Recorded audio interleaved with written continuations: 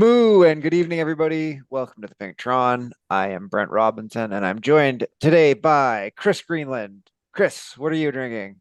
Oh man, it's super hot here, so I've switched on to tequila. So we're going tequila lime soda, fresh limes from the backyard, and I am looking to kill this bottle, what remains of it, of the Siete Leguas Love Blanco. it. Great Man, I brand. gotta get the blurring off. You can see the mess in my office, but yeah, a little bit left on there. Ooh, Do love a good hey, Siete Leguas.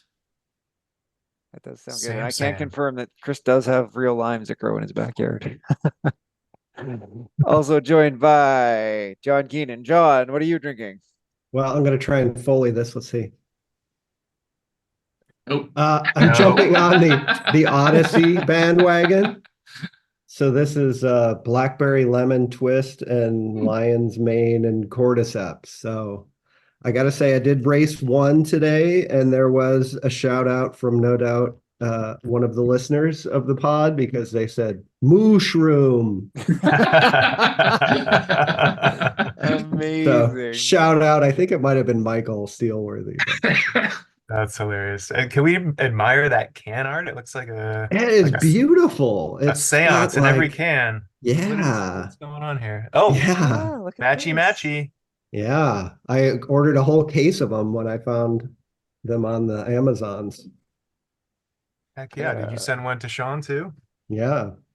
that's because we also have Sean Fogenberg. And Sean, it looks like we already got a little preview. What are you drinking? Yeah, also have an Odyssey mushroom thing. This started as a joke, as like, I'm gonna just do what yeah, do Look, what different John's been mushroom doing. drinks. And then it turns out they taste pretty good. So Yeah, these are nice. yeah, so my local store carries the Odyssey brand, and so I've got a passion fruit orange guava with lion's mane and cordyceps, and also, and much bigger, a Modelo Chelada, Piña Yeah. Picante, which is, Oh, I think, the ideal uh, summer drink. They are like 3.5%, a little spicy, kind of like it's like a low alcohol juice. I So mean, they put like pepper and yeah, so lime in it. it's pineapple and chili pepper like Okay, yeah. flavored sweet. Modelo. Oh, man. I just can't get, I'm not on the Michelada bandwagon. Well, I can't do it. yeah, so these are not so the chelada, they have the michelada ones, but then they have these other ones that are essentially like juices that don't taste like they're not so the chelada like the fruit juice in the regular chelada is tomato. This one's Right. with pineapple. Okay, so it's not like there's no It doesn't tomato have base any on tomato this. in it. And Yeah, they so it's layer just spicy pineapple. Okay. yeah, which Oh, that and sounds way better then. I had another one a couple days ago that was like watermelon, like spicy watermelon. They're Mm. delicious. Yeah. Oh, I'm in on that. Okay. Yeah, no, And they're okay, like yeah. big 24-ounce, 3%. Like it, this is a good recovery drink. Lawnmower Yeah, time. yeah. That is a lawnmower beer. That's a recovery beer. That is a hydration beer right there. I love it. That watermelon sounds good too. Yeah, it's Yeah. just once you start adding like tomato juice to stuff, like no, even Bloody Marys can't do it. It's awful. That those sound very tasty. Maybe once again, that's probably something like the mushroom drinks I can't find in Canada. In These our have started being more and more available. Like so it's worth taking a look at your local gas station or whatever. I I was in a meeting yesterday, and the guy that I was meeting with was like, "Hey, check this out. One of my customers gave this to me last night, and it was a mushroom chocolate bar, but it was like the fully microdosing chocolate, like Oh, oh. that kind of stuff." So I was like, "Oh, okay, yeah." I was like, "Oh, mushroom stuff. It's following me everywhere." And then I flip it over, and it's like, "Only take 1/8 of a cube for this." don't drive any heavy machinery. Yeah. Welcome to Livewire. Okay. And is that a like a legitimate product? Like this is a gray market sort of deal? Yo, it had like legit packaging and everything. Yeah. Wow. Yeah. All right. Anyway, I have an Alani new juicy peach energy drink. I have no idea what this Oh. is. I've never tried it before. It's got 140 milligrams of caffeine in it, and it's gluten free, so yay for that. But anyway, it also has a nice Health Canada warning. It says supplement right here. So thanks, Health Canada. I feel much safer. Um, About the caffeine. yeah, I guess that must be what it's for. I don't know, 140 mils of caffeine a It's like a can. strong cup of coffee. Yeah. Anyway, if I get extra like wired up by the end of the There, podcast, everyone will know there why. was, there is a podcast that I listened to that like they have a secondary podcast where they like it's a D&D podcast, but then they have a secondary thing where they just like talk about their campaign, but also do like ridiculous other things. One of the other things they did was a energy drink review podcast where Oh, they like went and got a whole bunch of different energy drinks from like gas stations and were doing like energy drink sommelier tasting notes and ratings. So, you know, was maybe that we the brothers? Who are the brothers? no, No. no, Okay. it's a bunch of comedian voice actors. Okay. Yeah. Are you normally an energy drink connoisseur, Brent? I don't feel like I've had an energy drink in years. No, no, I never usually have energy drinks, but I was looking through the rack at the convenience store when I was picking up a lottery ticket, knowing I needed a drink, and I'm like, there's all these stuff, and most of it has like a ton of sugar, and this one only has 10 Yeah. calories and Hmm. 3 grams of 0 grams of sugar, 3 grams of carbs. So I don't know what it's got for carbs in that aren't sugar, but anyway, Fiber, it's all um, fiber. it's a 0 grams of that too. But yeah, so I don't know. I need something different, fun, interesting. So I'll try an energy drink today. Yeah, Find we out. gotta give James what he wants. A more Yeah, exciting yeah. intro. Something more. I know we can't. It's not a Malbec, James, but it's still only 2:15 in the afternoon here. So we'll go with that. But speaking of things that are hilarious, like comedic voice actors, hilarity would ensue if you have to ride up Glyph Heights for HSRL, like John did in race one. It was hilarious. Truly hilarious. No, as I said in the chat, it was like thin film chromatography. You just watched everybody sort of get the whole band get stretched out based on the fastest to the slowest. And Just sorted. Yeah. yeah, we just got sorted for the first 45 minutes, and then it was just a downhill scramble until So you hit the the Maya the second time. so the first 45 minutes, this starts at the pens at the base of the grade, correct? Base of the grade. Yeah, so you've got a flat-ish lead in, and then you do the Mayan mountaintop KOM, and then you start. So it's like an Eats eight. a Mayan eats a grade. Well, you do the Mayan first, and then you start. So the actual lead in Yeah. includes Mayan ones. So that's like 8-ish K. Yeah. And yeah, there were a couple of people who, no one ever reads the instructions, but this time people didn't read the instructions and thought it was still a points race. So they would just fly off the front with each of the two sprints you had down on the coastline. And then we'd catch up with them again. And then same thing happened on the Mayan, like these same two or three people just hit it on the KOM.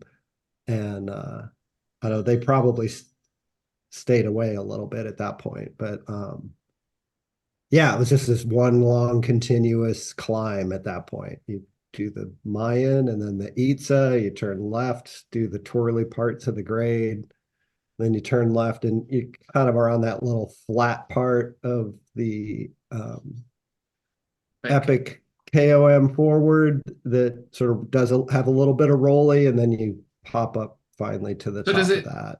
I still haven't done this route.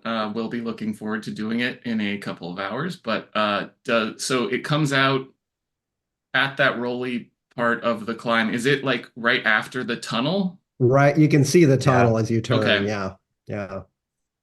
So you do that like that whole flatter part, and then do the like 2 to 5, like whatever, like 3-ish minute climb Yeah. to end that Yeah.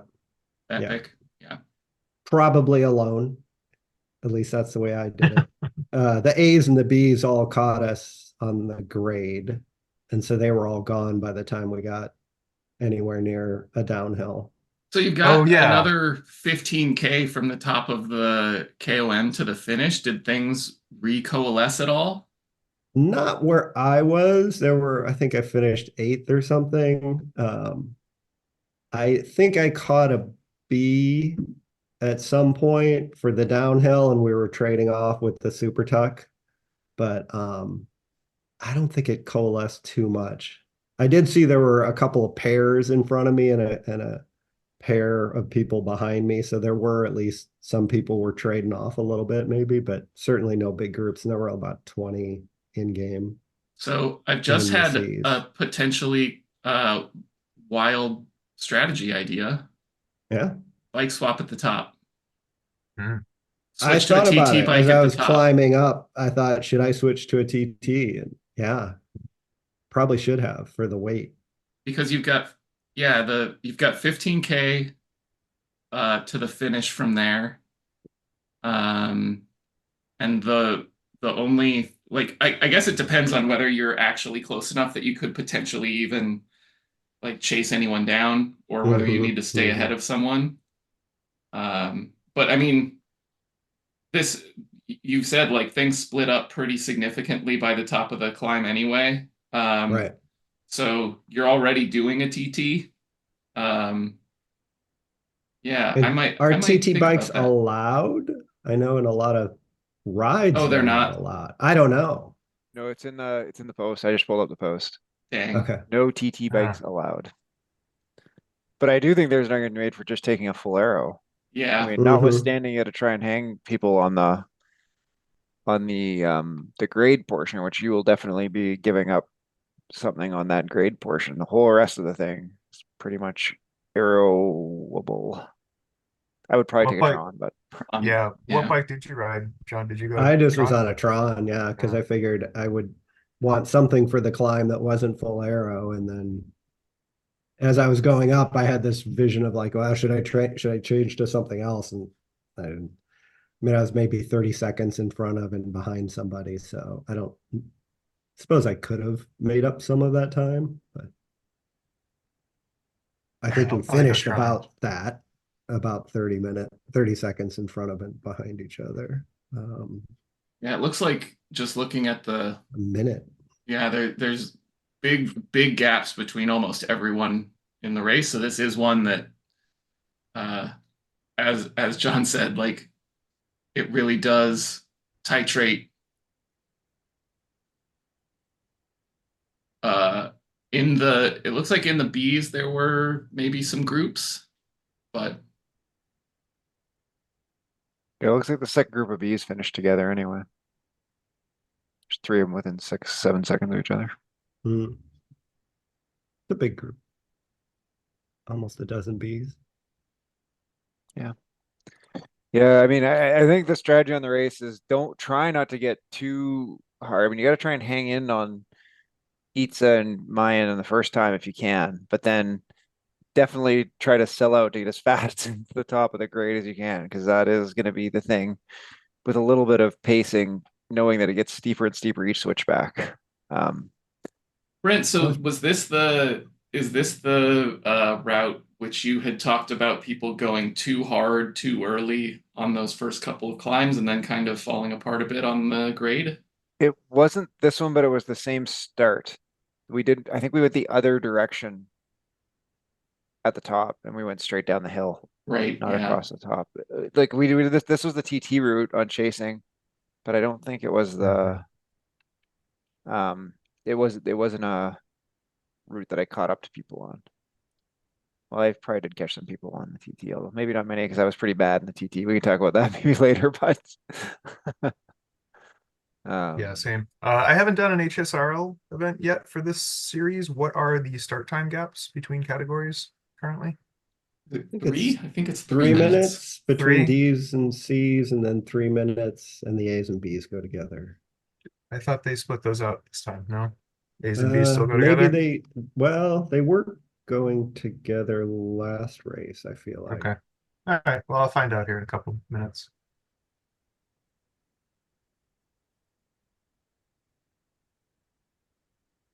Yeah, so 3 minutes, 3 minutes, 3 minutes. So the A's and B's don't start together. Okay, phew. Oh, they Okay. don't.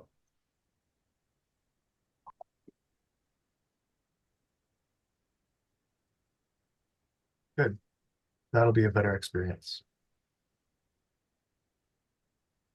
All right. Yeah. Any other thoughts on the how the race went, John?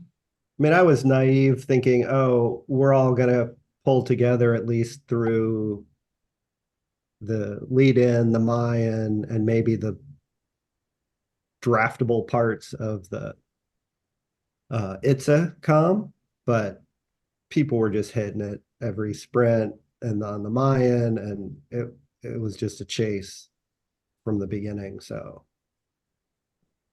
Actually, the one I was thinking of, Sean, was peak performance, which actually goes grade right from the bottom, and it was the people going off Okay.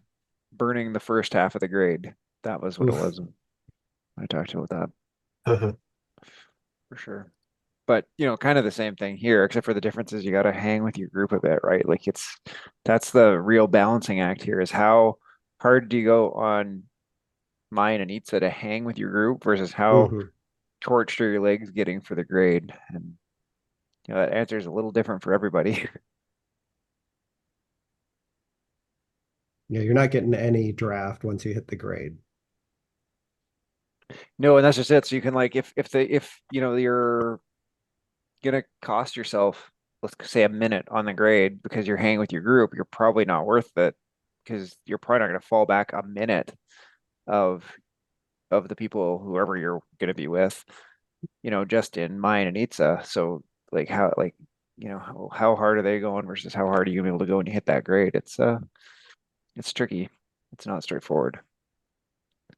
And I was a little surprised that the segments showed up once we turned left onto the grade. So you're at like, I don't remember, segment 5 or segment 6. 5, yep. Mhm. And yeah, Yeah. 5. And then it actually shows you those. So you could kind of, pace yourself a little and know, okay, I've only got 5 minutes left of this nonsense. And then, Oh, and it's such a tease because it keeps getting steeper, but the distance in each one is the same, right? It's 158 meters or 357 meters each one. I can't yeah. remember. But if you've 357. had times before, it'll show you your time before. So Oh, you're like, oh, that's even a worse tease if you're yeah, fresh.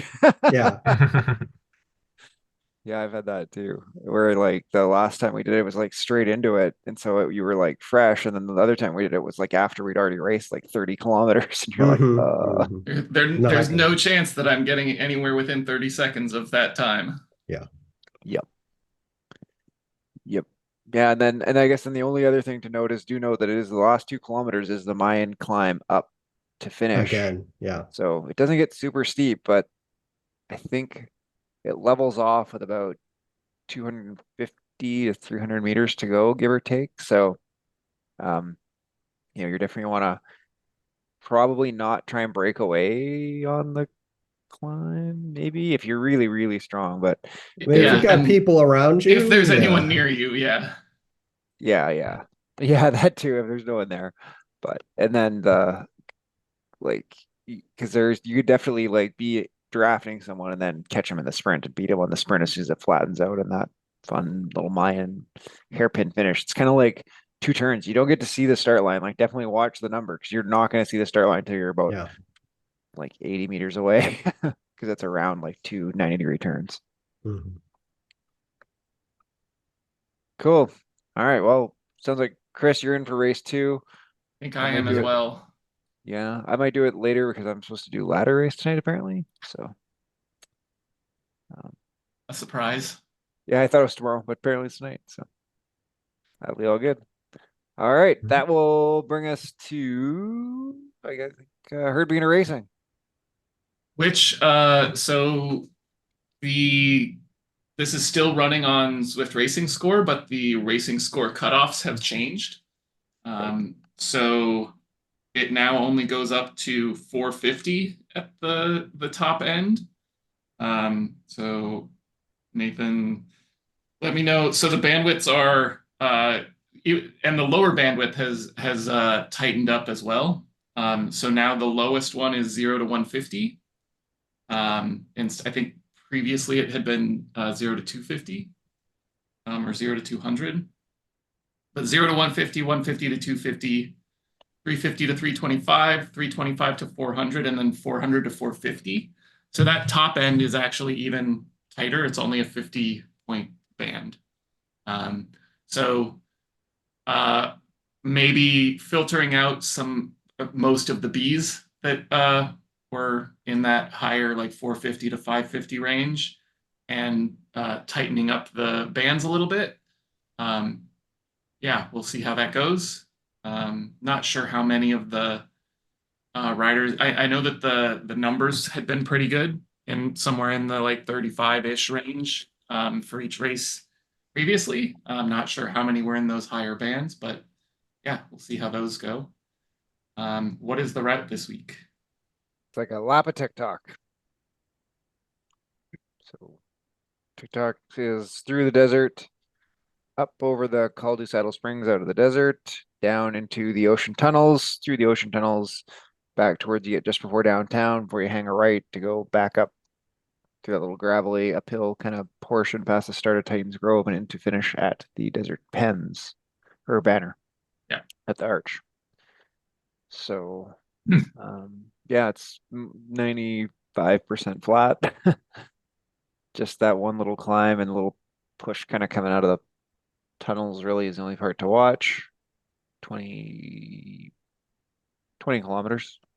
Yeah. Looks like 19.2 total. So pretty much just hang with your group and try and sprint at the end. Good. Yeah, it seems like, but yeah, the between Zwift Racing Score and the normal beginnery stuff seems like numbers are good and people are enjoying it. So This one's definitely your fastest aero bike. Yep. Whatever that happens to be for you. yeah, use the Zwift Insider tools on, bikes by level if you're new and you're still unlocking lots of bikes and stuff. Not sitting on 10. I'm at almost at 10 million drops now. I don't know what you guys are at, but I'm you at must be like about the same. almost 25. 25, about 20. I think I'm under 20 still, but yeah, I heard another Zwift-based podcast. They got some numbers from Zwift, and they said fully 50% of, they called them active users, and I don't remember what their threshold was for active, like so many rides in the last 90 days. Half of the riders are under level 11, which totally blew me away. Huh. Yeah. Whoa. And the other number I I remember from it is 0.06 of the percent. So like 0.06% of the people are level 100, which is probably That I more can believable. I'm see. getting there.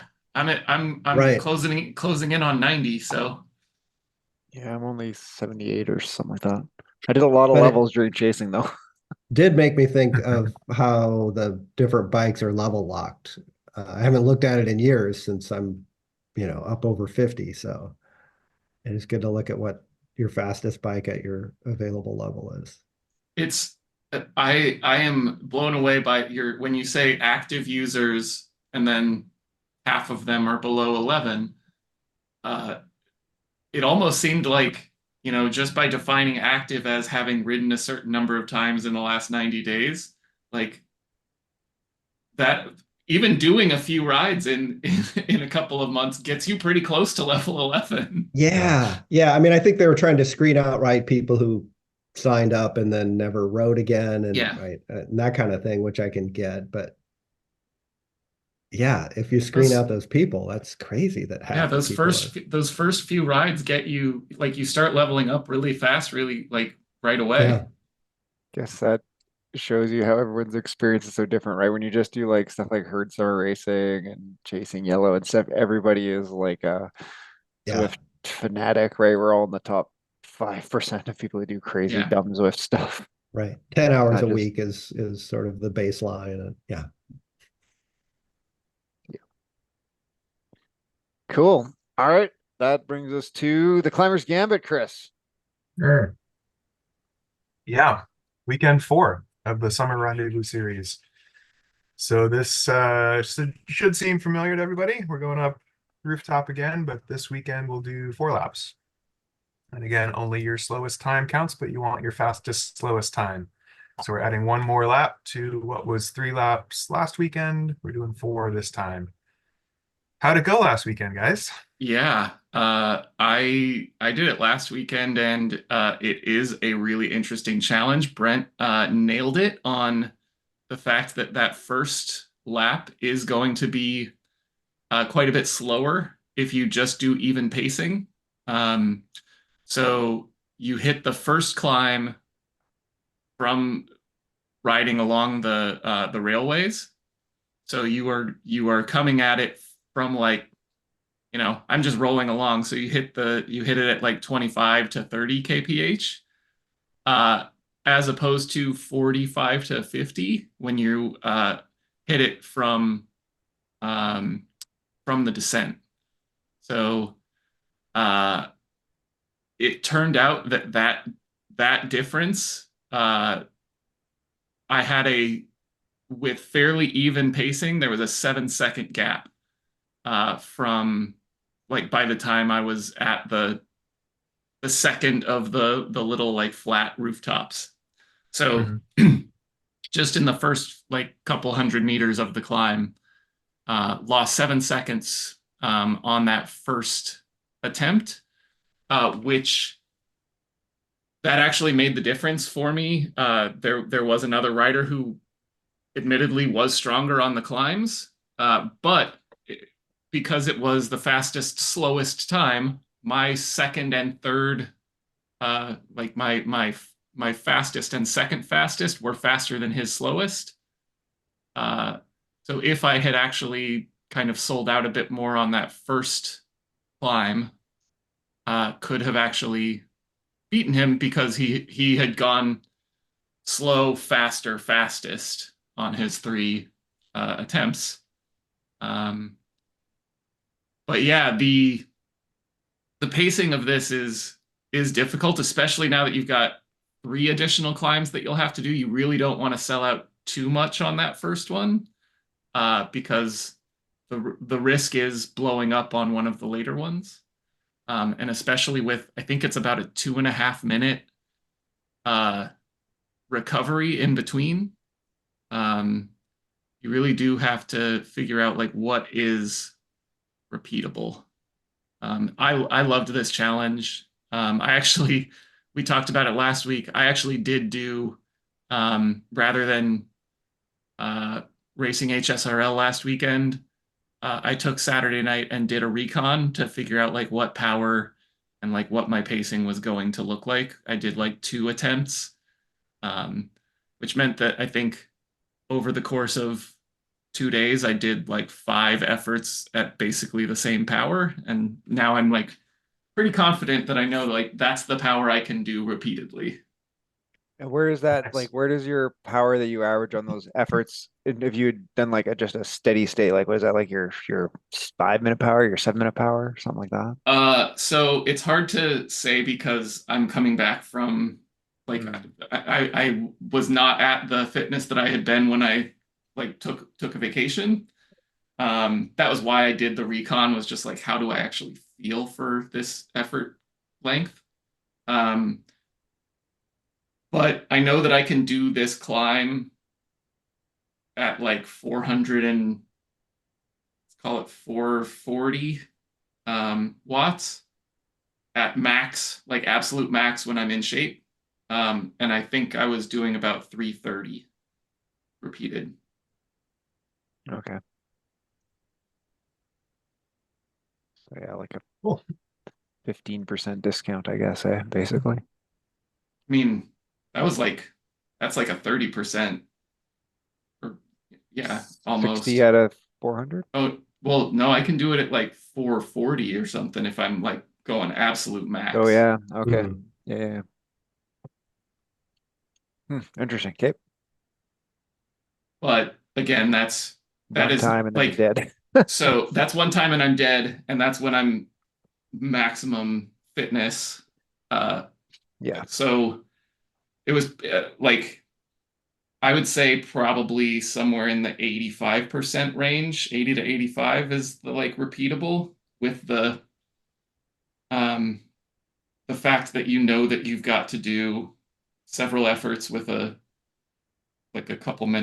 only a couple minute recovery. And that part is the part that actually really determines more of your pacing, I think, is knowing that you've got to be able to keep doing it when you're doing, you know, 4 out of every 6 minutes or so on. So is another way to maybe race it is to just do it by heart rate, just max out whatever your VO2 max heart rate is and hold I it don't there. I don't think that that's going to do it because You're gonna fatigue after the second and the third. well, I mean, personally, like my heart rate maxed out on the third effort at like 190 and Mm, 193 somewhere in there, but I think at the end of the first I was at like 180 because okay. it's like You just haven't got the load. yeah, the amount that you're I mean, I guess depends on like how quick your heart rate responds to those kinds of efforts, but Mhm. I think this is the kind of thing where you have a hard time right getting it right. But I do think, and this is part of the point, like going quite a bit harder on that first one uh, is not a bad idea. Like I might go 10, 15 watts harder for that first effort this time because you need to save 7 seconds. Mhm. Or put it another way, you could save 5 or 6 seconds and then give up 1 or 2 seconds on all of the remaining and still do a much faster, slowest time.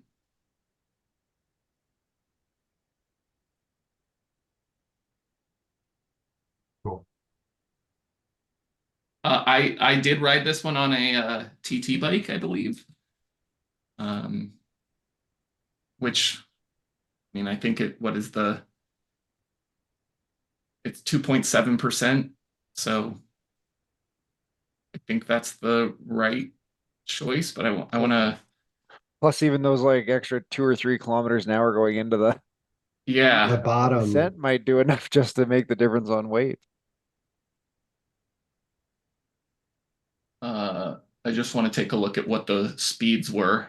Um, yeah, so 17.6, 18.1, 18.2 miles an hour.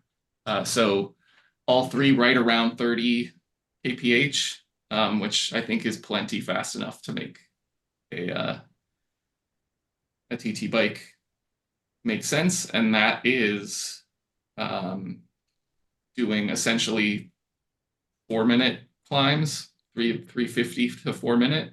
So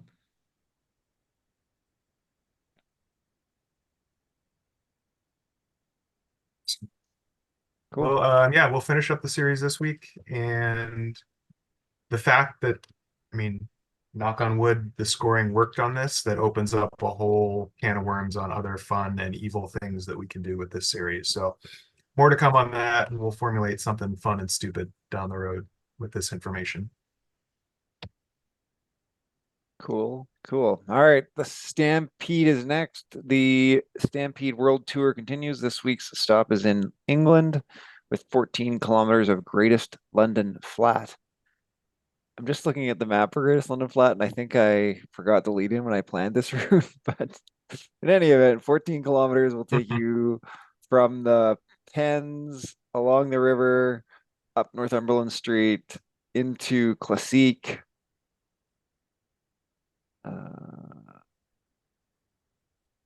out of Classique, around the city bits, and I think it'll end down along the river again, is where 14 kilometers takes you.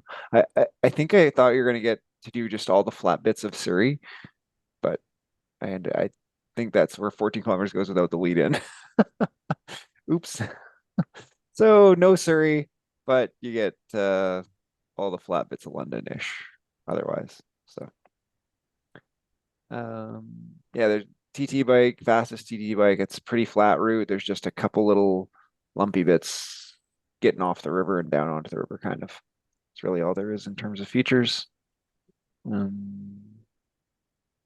Yeah.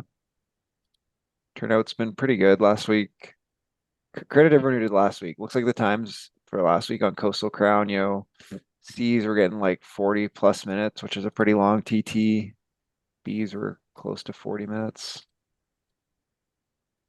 A's maybe a little faster than that, low 30s, mid 30s. So that was kind of interesting.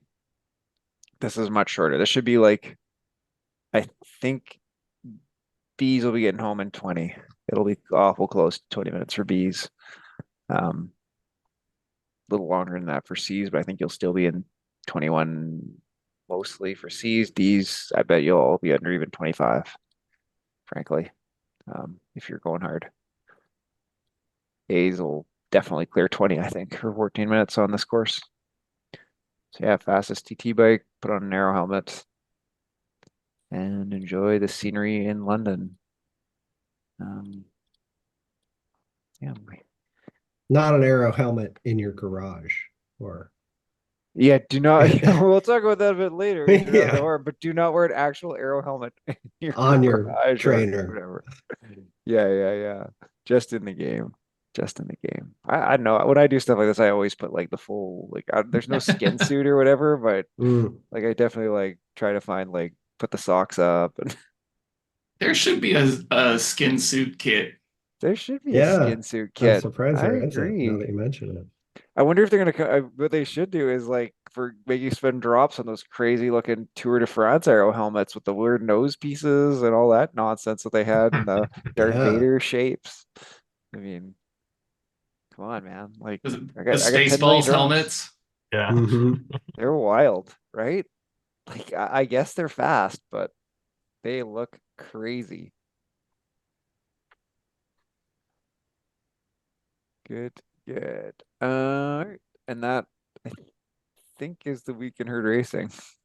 Bullseye still shows up in the Zwift events, but nobody's updating it, and I don't think it's doing results. So But people do ride it, which is People interesting. ride it. It's classic. Yeah. They just, Next week for HSRL will be Downtown Dolphin 12 laps as a points race. So not Oh. sure whether that's going to be first across the line or FTS points, but we will know more next week. Oh. 12 laps is going to be it's not the worst one we've done. Yeah, 'cause 12 isn't pure evil, but it ain't fun. Yeah. I mean, it's a type of fun. Agreed. All right. And that will bring us to Round the Horn, which we have been noting that some of the numbers, the weather is good up here in the northern hemisphere, or it's, outdoor riding weather, let's call it. We can all debate about whether it's good or not when it's plus 38 and places start burning down around you, but it's definitely more appropriate for riding outdoors than maybe snow and ice and freezing rain and all the rest, which means that some of the numbers in some of the events are a little lower. And so we want to talk about sort of different ideas for races that we might have that people might be interested in and that they might get engaged in trying to get people out, especially when we get back into the fall, maybe stuff like that. So, John or Sean, either you guys have ideas you wanted to start out with, or you've been thinking about stuff? Well, I think first thing, I wanted to shout out a teammate, given, it is good riding weather in the Northern Hemisphere. That means that lots of people are doing some, big rides. I guess it was a couple weeks ago at this point, but Felipe Alberto did a 216-mile ride a couple of weeks ago. The annual MKE Milwaukee to Door County, basically rode the thumb of Wisconsin all in one ride, an 11 and a half hour ride. So Sun up to sundown, sounds like. Yeah, just wanted to shout that out because that is almost 3 times as long as my furthest outdoor ride I've ever done, all in one ride. Crazy. Yeah, we had a cancer fundraiser ride in Alberta called the Ride to Conquer Cancer. I know, super clever. And one of the guys who I have talked to and I follow his podcast, he's a video game podcaster actually, but he did it because he had a friend who passed away from cancer. And it was 2 days. Well, I'm just pulling up his stats here because he posted them. The first day was 115 kilometers, 141 kilometers in day one, and 101 kilometers on day two. So, that's back-to-back days. That's legit. So well done, Sean Capri, on getting her done for the Ride to Conquer Cancer. That was pretty cool. Yeah, I think there were some other herders doing that too. I heard on Oh, probably, yeah. Discord. Yeah. I think Like, we've got the Obliteride coming up here. The Fred Hutch Cancer Research Center is doing a similar cancer related ride. I think they've got a 50 mile or 100 mile and maybe a shorter one too. Yeah, so in terms of other race types, I think one of the things that if we were and we had talked about like potentially trying to figure out ways to get the group of herders to maybe like focus more on like maybe not spread the wealth so much across so many different race types every week. But that could mean like we cut it down to one or two things outside of HSRL, HBR, and have that be the thing that we do each week. That opens up to the potential for more different types of races. We could, steal some of the race types that other organizers are doing. So tiny race type things. One of the things that I think we don't really get is an actual max sprint efforts type race. So something kind of closer to Climber's Gambit, but where it's actually only the times on sprint segments that matter. So but do it not where you're, not for points, but for time. yeah. And so the idea being like, it is still a draft event, but after each sprint, you kind of wait around and hope that a group recoalesces, and you kind of get that group up to speed and sprint with that group, trying to get your best times through segments, and that's going to get a lot of people some power PRs as well. There are a couple that you do like in a route like sort of Gnocchi all-nighter or something like that. It has like a few, so you kind of like go through Yep. like four of them and Yeah. you combine time through all four. Yeah. Yeah, that'd be fun. Because I mean, we do have that sort of thing in HSRL, but those are not max efforts. Those are max efforts given what you can do, like given the way that the race has gone. In a context of a larger race. Yeah. Yeah. Yeah, that would be interesting. Just something shorter. Yeah. And I mean, could even do things like, I mean, that opens the possibility for something like Richmond or Richmond Reverse, where it's a mix of the climbs and like, because those climbs are also short enough that they can kind of be thought of as sprints. Could use that new Richmond course. What's that one like? Richmond Lollipop or Loop de Loop? Or... Yeah. Yeah. But like we do like mixing, so maybe even like say Libby doesn't count, but the two sprints and the and 23rd Street or something like that. Yep. Yeah, or like something like Muckle Yin too would be good for that. Yeah. The Sprinter's Gambit. Yeah.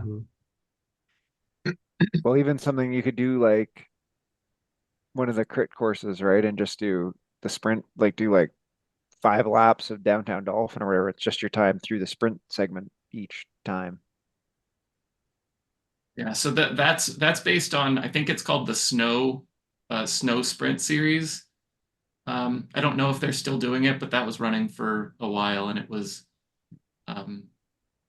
yeah, they would get decent decent crowds out for doing some max effort sprints. Well, and I like the idea of time too, because then it's like, well, number one, it doesn't, if there's no incentive to, smoke people off the bottom back, that is more inclusive, I guess. Yeah. And then, um, if it incents everyone to kind of go hard through each one, right? Because like sometimes in HSRL, if you're first or second or whatever, it's 1 point, so you don't have to quite, if you know you're ahead of 1 second of the next guy, it doesnit matter. But if it's time, you kind of got to like Sure. smash everyone. You really got to focus on that total max power, which is kind of interesting. Cool. All right, John, you got an idea? I mean, I thought of two sort of general things. I mean, I liked the Omnium format we did. I don't know, it was last year, year before, where it forces you to do different types of races than you might not otherwise choose. Like, I think the format I remember is you had to do like 3 different races on Saturday, and then you did 3 on Sunday, and one was a TT, and one was like a climber's gambit, and so it really mixed it up a little bit. That was kind of fun. And I then think the that's other, maybe my favorite thing that we've ever done as a yeah, like yeah, as a club. yeah. And then you still had some recovery time, and there was lots of camaraderie on Discord, and At I Omnium, like that was that one part just of when the it. 2 days, right? It was 3 events, Yeah. like each one like 2 hours apart, and then done Yeah, back-to-back so you days. Yeah, had yeah, some that was a really good recovery, one. but not like you didn't have to spend all day. Like I think the timing is like a tricky thing on that too, right? You don't have it spread out over 12 hours, but you also don't want like 3 minutes before you're in the pens for the next race. So In case you have um, to do it at 2 a.m. yeah. And then the other thing, I don't know how you would do this from a programming perspective, but I think people generally enjoy a lot of the team races, right? Like ZRL and ladder races. But that depends on a lot of sort of community organization. And I wonder if there's some way to do like there's band scrambles, right? When you go to a festival and like, oh, do you play banjo? We got a person who plays violin and a bass and a drummer. Like you're now a band. Like, hey, we got you sign up and you are like with these other 3 people, and you can jump on Discord if you want, and you're now a team, even Hmm. though you've never met them. I don't know how that would go. A lot of people don't like to get on Discord. Well, so that's interesting. So I'm gonna then interject and say this is my idea. The one that I've always been thinking about trying to organize or wanted to organize is like an ITT relay.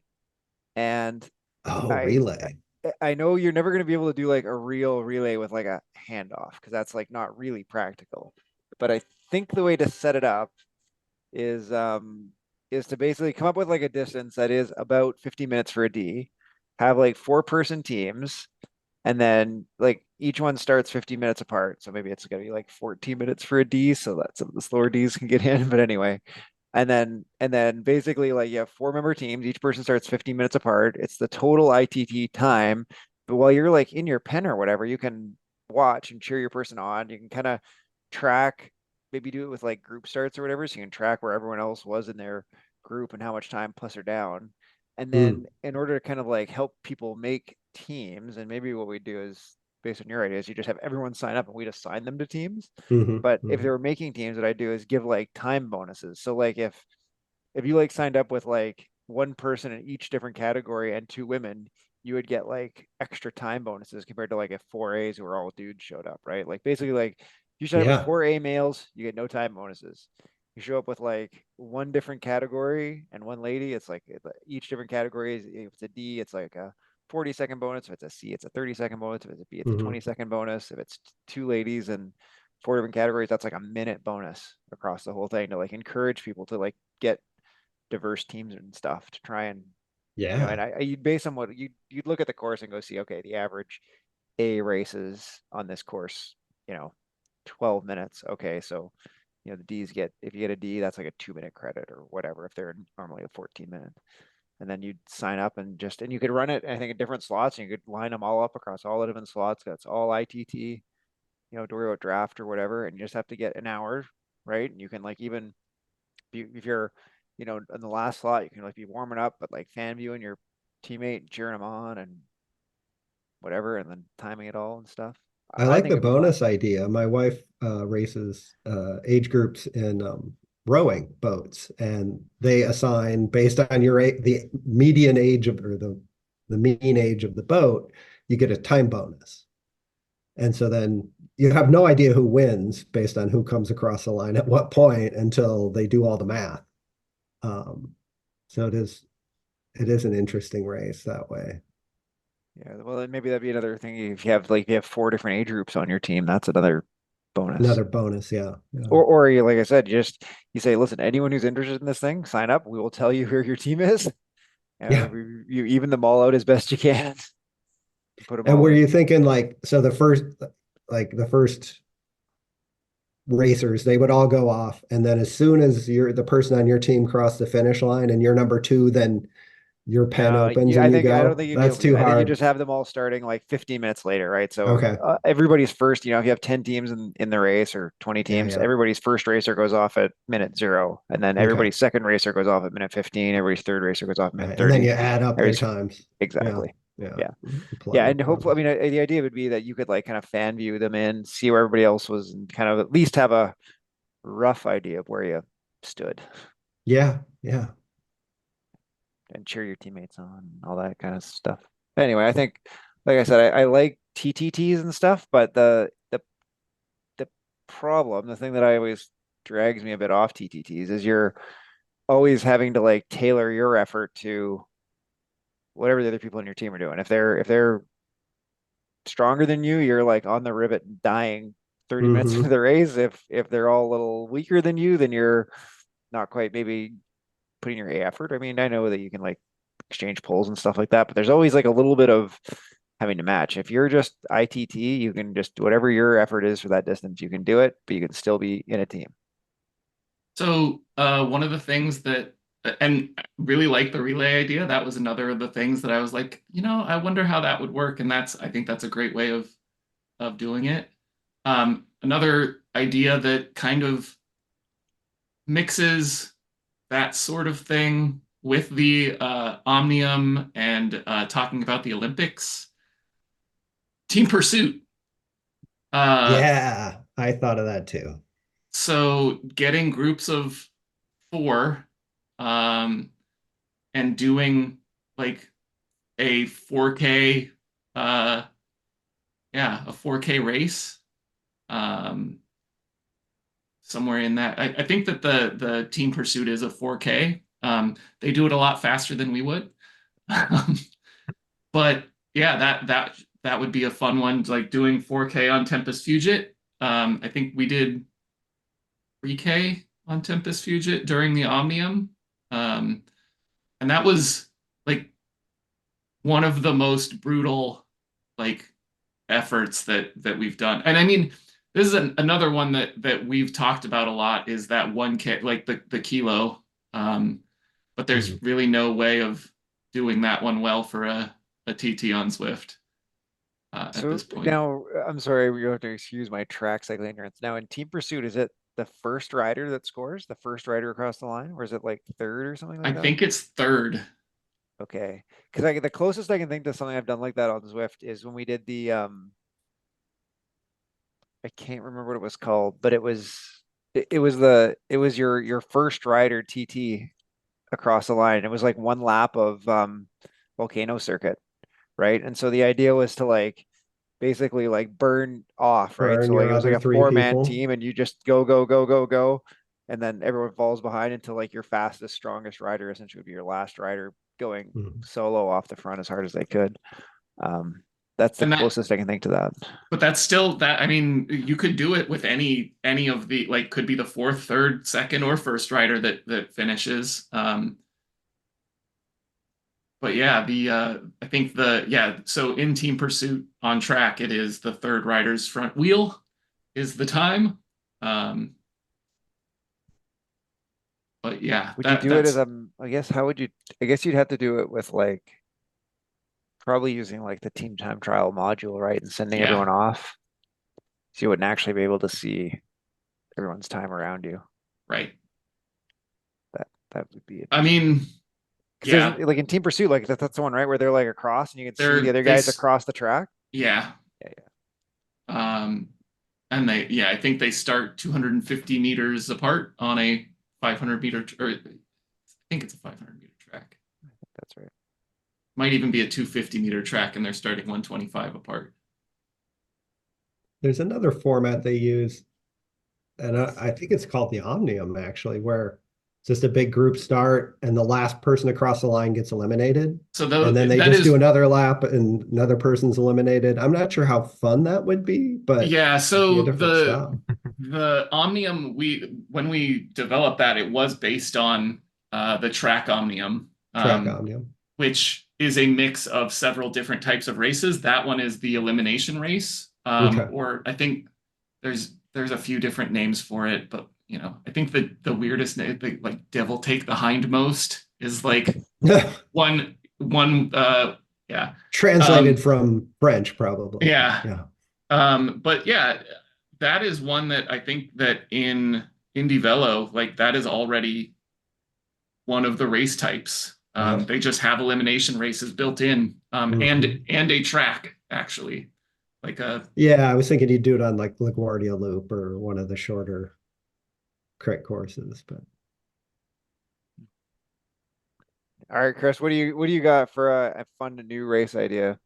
Oh, geez. Back when they first came out with the Pacer bots and before like teleportation was a thing, I thought it'd be cool to do like almost like a Pacer bot challenge, like who could who could touch essentially tag each of the Pacer bots in the least amount of time or distance. Like you got to sit with each one until you get like the drops multiplier to 1.2 or something like that. And that would be like an interesting geographic Watopia knowledge endurance challenge. But now with teleportation, that's essentially out the window. Mhm. But you could almost, if you wanted to go like underground Zwift, because you can't do it on like a race setup, you could do like an alley cat format and just everybody meet at the pier, get your first clue, and just make your way around Watopia to complete whatever set Oh, I of clues or love that courses or idea. challenges like the organizers could come up with. It'd be very manual. Um, but But it you could set like waypoints, like the top of the Zwift KOM and then the top of the volcano and the But you'd yeah, have to such and have such almost somebody as like your points. there and like chat you the next clue, and whether it's like you got to decipher a clue or go somewhere and do something stupid, like get a photo of going around the roundabout 2 times, and then you get your next clue, like somebody's waiting there to Mhm. chat you your next one. oh, that's such a You good could probably idea. do I it. love that. Like an You could, adventure race. yeah. Yeah, I've often thought like with a regular long road race, right? At least in the States, not when you're in Tour de France. You got to know what your route is. And if you don't know your route and you get off like, oh, you eat those kilometers, you're not on the route. Yeah. I know, that's my All right, idea. We might we're be gonna able have to to make make it some of these happen. happen. These Yeah. are such good ideas. Yeah, that one's really fun because it's like that's not even something we put on the schedule. It's just like we spread it word of mouth, and then people need to show up and figure out how to do it.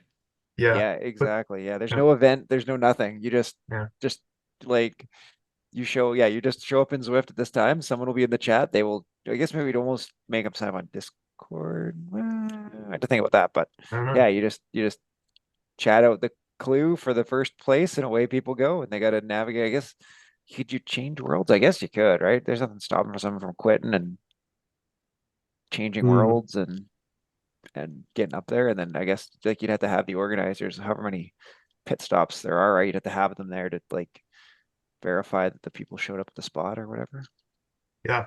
Take Right, because you screenshots of each could, one of the waypoints and right. submit that. Well, even if you just had like if you were just in Zwift, like you could see their little avatar, right? Like let's say that Mhm. four of us or whatever organized, right? I'd go right up to the top of radio tower and as people, if the clue was, go, I don't know, find WK and whatever the hell Zwift the call sign or whatever is, and I'm up at the And top of radio tower as they came by, you message them the next clue and verify and mark their time or whatever when they came by. And you mentioned the teleport. Like, what if you found a friend that was halfway up the radio tower at that point? Oh yeah, Like, it's true. you know, Yeah. like, oh I man, you mean, just got to jump on everybody, right? Yeah. I mean that there's nothing saying that's necessarily against the rules either, right? Like, Right. Right. I mean, if you're doing it freeform and people aren't locked into the Oh, yeah. route, yeah. Find a friend. Yeah, you might have to maybe not find a friend. That Yeah. might have to be against the rules. I really like that one. We might have to work on that one because that's really, really interesting for I don't know what time you do it to like maximize the euros and everybody else, probably like a Saturday morning or something like that. Right. Probably, don't know. you know, Saturday evenings to Saturday morning in North America. Try and get like 20 or 30 people. And like, it wouldn't, I mean, I think the interesting thing is, I mean, yeah, sure, the fast people will be fast, but like if you, like you could get lots of the herd people, right? Not the herd racing people into just like, there's a yeah. different excuse to think about and ride around the Zwift Mhm. worlds. Like, I think Mhm. that's interesting. And That even is, like theme them in interesting ways, like, you know, a tour of the trains or something. Like, Yeah. yeah, this is a good idea. That is a good idea. All right. And you know what else is a good idea? It's getting on and racing Zwift this weekend, getting into a herd ride, even if a group ride to stretch your legs out. And you know, if the weather's good where you are and towns around you aren't burning to the ground and there's not too much smoke, get outside and go for a bike ride too. That's all good. Yeah. So with that, we will say thank you to Chris Greenland. Thank you to John Keenan. Thank you to Sean Fogenberg. Thank you to everyone who's doing their Zwift races. Thank you to everyone listening. Moo and good night. Bye.